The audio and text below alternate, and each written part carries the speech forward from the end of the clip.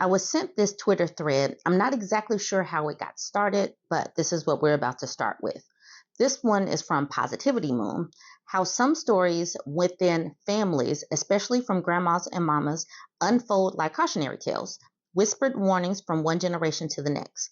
They lived through stuff that we can't even imagine, sacrificing more than we might ever know, all while some folks out there still glorifying the very systems that clipped their wings. Think about it. These powerhouse women in our families dreaming big dreams only to hit the walls of that's not how things are done or nice guys don't aspire to that. And here they are, decades later, subtly pushing us to break those barriers, to not settle, to chase the dreams they had to bury. It's more than just a generational gap. It's a whole legacy of resilience and rebellion wrapped up in stories over tea or quiet moments. It's a call to arms, in a way served with a side of love and a hefty dose of reality. They're telling us, go get it, because I couldn't, and that hits deep. When you think about the institutions and the norms still in play, trying to box us in is not just about pushing back for our sake, but for theirs too. It's honoring their sacrifices by not letting those dreams die twice. It's messy, emotional, and yes, sometimes it feels like you're fighting ghosts, but it's also powerful knowing you're part of this line of badass women, each generation a bit braver, a bit bolder, thanks to the ones who came before. Let's not just admire the resilience, let's amplify it, transform it into action, because at the end of the day, it's about making sure the next round of whispers isn't about caution, but about how we took those dreams and made them fly. Absolutely. I am doing things because the path was set. The path was set by my foremothers and other people that have cleared the way, that took on those obstacles, and now I get to do it. And I will not go back to before, when women didn't have options, when Black people didn't have opportunities. I refuse. Some people have such an issue with feminism, but I swear to goodness, I'm not giving back all of the things that were hard fought for, because a group of people decided that women were supposed to be second-class citizens and or property of men. I refuse. Some other people want to give back all of the gains of feminism and talk so bad about feminists and be anti-feminist. I still have yet to hear any of these anti-feminists tell me which rights and freedoms they would give back. I still haven't heard any of them say which rights and freedoms that were hard fought for women and girls they would give back. Are you giving back the right to your bank account, the right to own your own body, the right to say no because your husband decided that yes was the only answer he was going to hear? I still have yet to hear any of these anti-feminists tell me which rights and freedoms they would give back. I have asked several times. I haven't asked this year. So I still want to know, if you identify as an anti-feminist, which rights would you give back? All right, some more of these comments. This person says, I want to ask my mom, what is your biggest regret? And she said, I never got an education because I couldn't surpass my brothers. If I had, I could have been somebody. And then she just cried and cried. She ended school in the third grade in Italy, 1930s. She sent all her kids to college. Pat says, I'm 81. When I was in 8th grade, I wanted to apply to my city's academic college prep high school. I had the grades, IQ scores, just needed the school counselor recommendation. Woman told me I would have to work too hard. Girls aren't supposed to push themselves academically. Not good for our health. Pat says, I kept pushing. She finally relented. Then same fight with my father. Finally made it. Once I got to Girls High, I was put in the accelerated program. We all pushed each other, worked our tushies off. Best life preparation I could have gotten. But the world told me it was not for girls. These women had to go through so much simply because we were born female.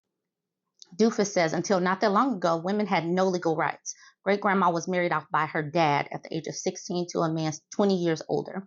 Another great-grandma gave birth to 18 babies and lost 6 before age 5. They send me and all their daughters down generations out into freedom. Exactly. Andronda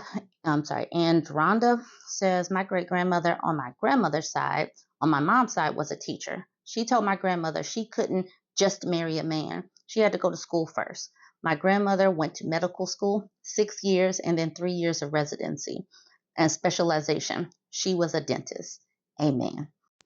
See, I'm not exactly sure what Mickey Kendall was responding to because the tweet is gone, but she says, some of you revealed that you never talked to your grandma in the wildest ways. She told her daughter and granddaughters to avoid her life while you predatory ass was looking up to the institution that stole her dreams.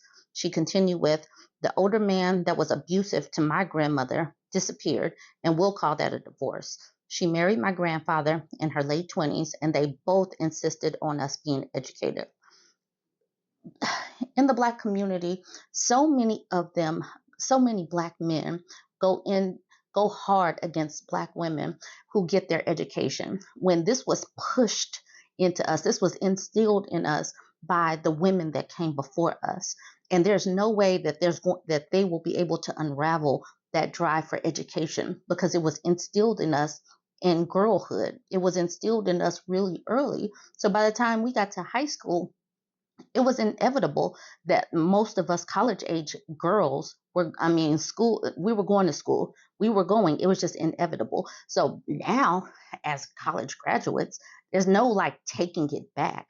And there's no dropping down our self esteem simply because we actually accomplished something that the women in our lives pushed us to do. This person called Hi, I'm Huma says, I'm convinced that half of these men, their grandmothers never said anything around them because they already knew those boys weren't on the level. And on a more serious note, may relay things they shouldn't, while the girls generally keep these kinds of conversations close. And Mickey responded with, oh, absolutely. And it's sad because they refuse to use the 3 brain cells they do have for anything decent. So I agree with her, but damn. Ivan said, I don't even care what Ivan says. I'm sorry. No, I'll read it. He says, or some people come from homes with good fathers and grandfathers. Everyone has their weaknesses over a lifetime of marriage, but I don't think you should project bad relationships onto other families so universally. They don't really care to listen. They don't care. So that's the reason. That's one of the main reasons why I don't talk very much to them, because even when they do come to spaces where women are speaking, they refuse to listen. So it's a waste of data to even respond to them. This person says, my grandma was 4'11", adorable, tiny lady with sweet Southern manners. My sister once asked her, what would you do if you were married to an abuser? They were watching a documentary, maybe. Grandma didn't miss a beat. He'd have to sleep sometime. Then Positivity Moon responded with, your grandma's advice is a testament to her strength and foresight, acknowledging the importance of education and independence amidst personal sacrifices. It's a valuable lesson for all of us, highlighting the blend of love and practicality. Absolutely. This person says, my mom loves to play the world's best trad wife, even in her 70s, but every once in a while the mask slips in private and she says something so terrifyingly anti-trad wife, but only for a moment. It's like being in Get Out, then back to business. Like she glitches, and then it's like, tea. This person said, my nana left Ireland and came to New York and worked because she didn't want to marry someone she didn't like. Told me never rely on a man for money. She worked well into her 70s. I've seen her parents' marriage contract, a marriage contract. Her mother isn't mentioned to the last page. That is what they think of women. That is what they thought of women. Women were property to simply be born and wed off to another man, because women and girls were not people. We were treated like chattel, like a goat, like a cow, to be sold off to who could buy. And that is one of the reasons why I refuse to go backwards.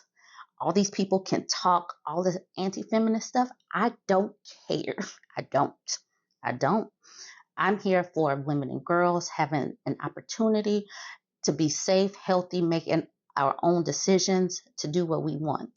I'm here for women and girls. Now, for the other women and girls that don't think that women and girls should have options and freedoms, I'm not here for your kind.